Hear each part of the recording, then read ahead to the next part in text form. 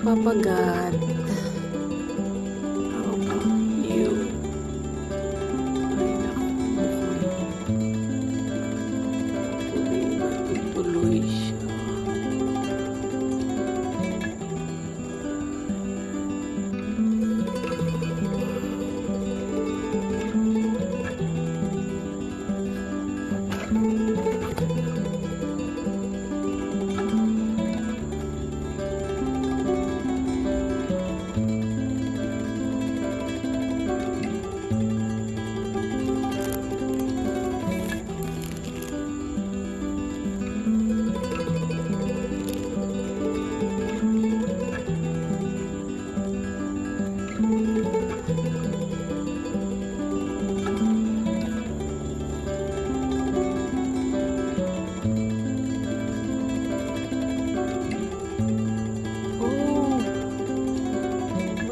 Naglag na pala ang tubig.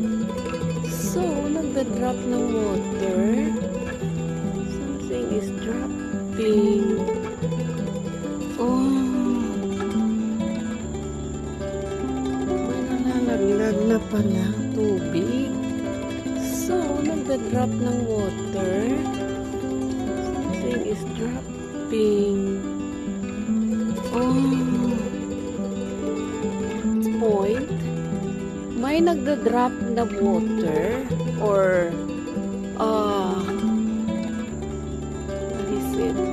Maybe some of the pollens. I don't know, but I felt like there's droplets there from that buds of flower there. Oh,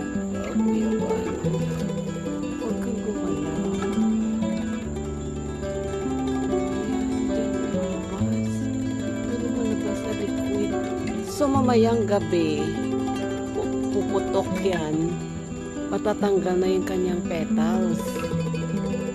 Kaya ang matitira, abangan bukas. Ipapakita ko po sa inyo kung anong itsura pag natanggal na yung mga beautiful yellow petals na yan.